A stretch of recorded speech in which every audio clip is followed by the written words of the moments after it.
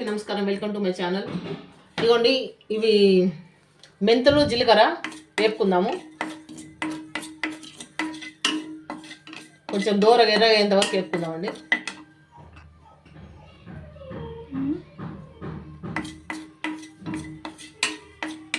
ఇట్లా దూరగా పండ్లలాగా కావాలి. బాగైంది. మెత్తళ్ళు చక్కగా నీటు కడిగి పెట్టుకున్నాండి. మెత్తళ్ళు, గోంగూర చిన్న చిన్న కట్టలు 2 కట్టలు గోంగూర శుభ్రం కడిగి పెట్టుకున్నాను నీట్గా. మెత్తలు కూడా శుభ్రం కడిగి పెట్టుకున్నాండి. ఇంకా దీంట్లో కావాల్సినవి పచ్చిమిరపకాయలు ఒక 10, కారం కొంచెం వేస్తాను, టమాటా, ఉల్లిగడ్డ దీంట్లో కావాల్సినవి. ఇంకా ఆయిల్ పోసుకుందామండి. ఆయిల్ పోస్తున్నాను.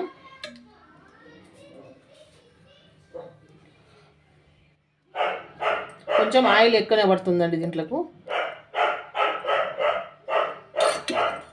నేను స్టవ్ ముట్టియడం మర్చిపోయినాను. స్టవ్ ముట్టించేసినాను. సరిపోతుందండి మనకు అంత ఆయిల్. కొంచెం గోంగూరలకు ఆయిల్ ఉంటేనే బాగుంటుందండి. చాలు.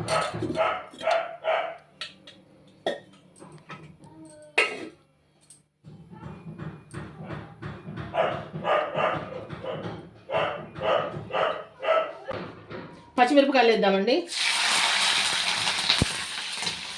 ఉల్లిగడ్డలు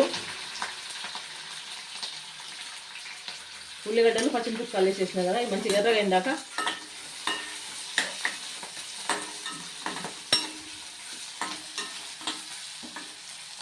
ఇది వేపుకుందాం. మంచిగా ఇట్లా మీడియం ఫ్లేమ్లో పెట్టుకొని వేపుకోవాలండి.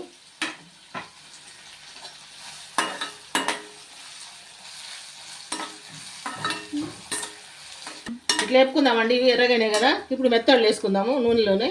ఇగో మెత్తళ్ళు వేస్తున్నాను. ఇవి కూడా ఒక 2-3 నిమిషాలు వేపుకోవాలి నూనెలో.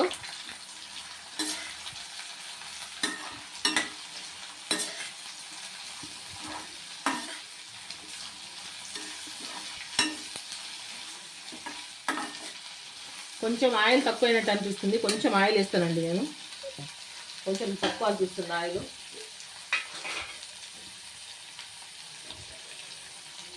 కొంచెం ఆయిల్ వేస్తున్నాను కొద్దిగా.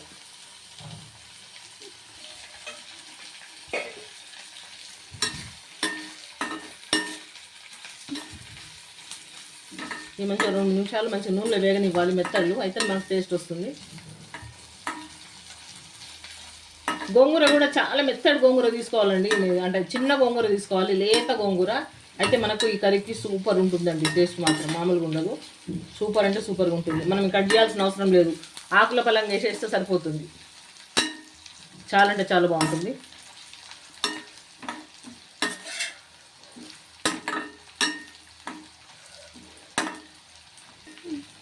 ఇప్పుడు దీంట్లోకి కొంచెము అల్లం వెల్లిగడ్డ అండి. ఇది అల్లం వెల్లిపాయ పేస్టు కొంచెం వేస్తున్నాను.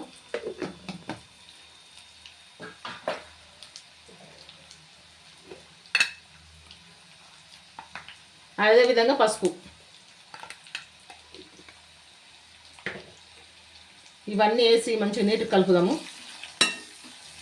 చూడండి ఎర్రగా అయినాయి ఇప్పుడు మెత్తళ్ళు.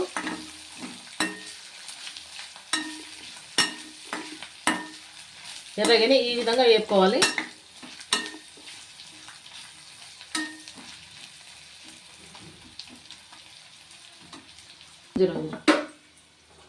టమాటా వేసేద్దామండి. ఒక్క టమాటా, చిన్న టమాటా.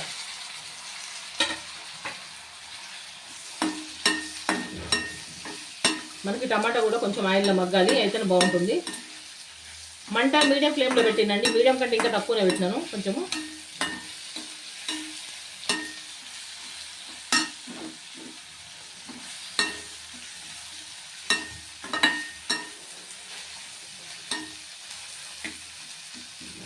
ఇప్పుడు గోంగూర వేద్దామండి.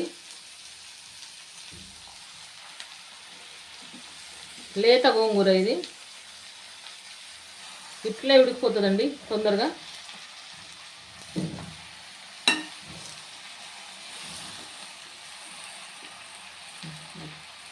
చూడండి అంతా గోంగూర వేసినాము. ఇంత అయింది. ఇట్లా కింద నుంచి మెల్లగా ఇట్లా అనుకుంటూ ఉంటే గోంగూర ఊరికనే మెత్తబడిపోతుంది. ఎంత గోంగూర వేసినాం, దీన్ని నిండి వేసినాం 5 వరకు వచ్చింది.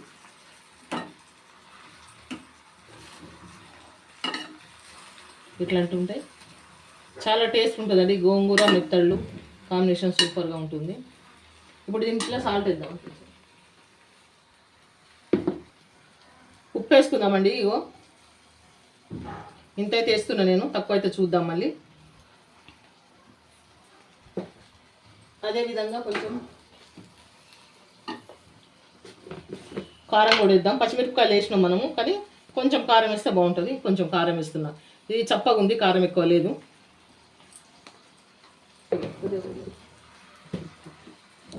ఇప్పుడు కలుపుదాం.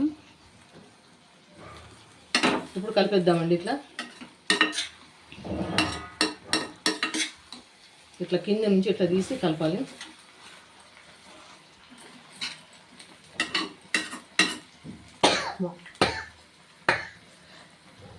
ఇది సిమ్లో పెట్టి ఉడికించుకోవాలి. సిమ్లో పెట్టి ఉడికిస్తే బాగుంటుంది. సన్న మంట మీద సెగం మీదనే ఉడకాలి. చాలా సిమ్లో పెట్టిన అనమాట. ఇప్పుడు మూత పెట్టేద్దాము. ఒక సిమ్లో 5 నిమిషాల వరకు ఉడకనిద్దాం. మనం ఇంతకుముందు జీలకర్ర మెంతులు వేపుకున్న పొడి అండి ఇది వేసేద్దాము. పొడి దీంట్లో బాగుంటుంది.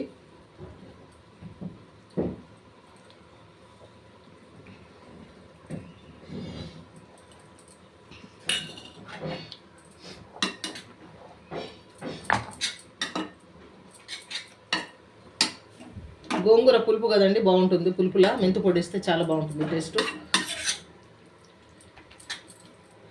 మెంతు పొడి వేసినాం కదండి, కొంచెం సేపు ఉడకనిద్దాం. ఇక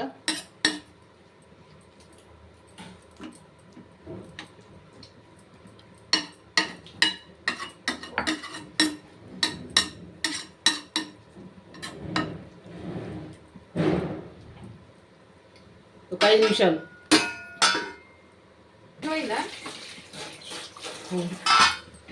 ఇదిగోండి చూద్దాం. కొంచెం టమాటా ఉడకాలి. స్మెల్ అయితే సూపర్గా ఉందండి, చాలా అంటే చాలా బాగుంది. మనం మెంతు పొడి జీలకర్ర పొడి వేసినాం కదా, చాలా అంటే చాలా బాగుంటుంది. చూడు గోంగూర మెత్తగా అయిపోయింది, చూసిండ్రా. మనం కట్ చేయాల్సిన అవసరం, లేత గోంగూర అంటే చాలా లేత గోంగూర.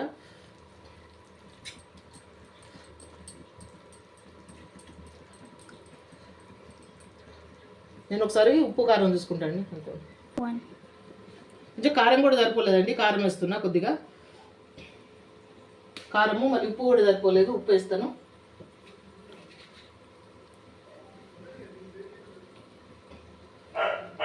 ఉప్పు వేస్తున్నాను.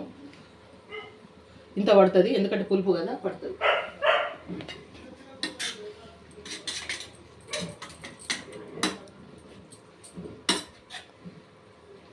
మంచిగా ఇట్లా కలుపుకొని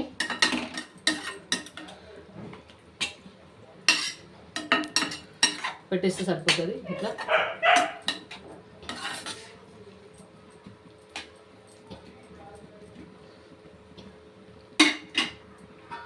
2 నిమిషాల వరకు అండి. 2 నిమిషాలు అంటే 2 నిమిషాలు. ఇక చూడండి, మన కర్రీ అయితే అయిపోయింది. గోంగూర మెత్తల కర్రీ సూపర్గా ఉందండి. కర్రీ మాత్రం 10 నిమిషాలు అండి, దీనికి ఎక్కువ టైం పడుతుంది. చాలా సింపుల్గా ఈజీగా తొందరగా చేసుకునే కర్రీ. చూడండి ఎంత బాగా వచ్చిందో.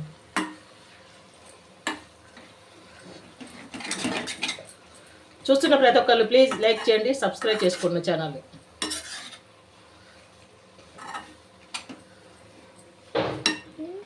అయిపోయిందండి మన కర్రీ మాత్రం సూపర్గా వచ్చింది. టేస్ట్ మాత్రం మామూలుగా లేదు, సూపర్ అంటే సూపర్. ఇంతేనండి, చాలా సింపుల్గా టేస్టీ కర్రీ అయిపోయింది. స్టవ్ ఆఫ్ చేసేసినాను, మూత పెట్టేసినాను. చూస్తున్న ప్రతి ఒక్కరు లైక్ చేయండి, సబ్స్క్రైబ్ చేసుకోండి.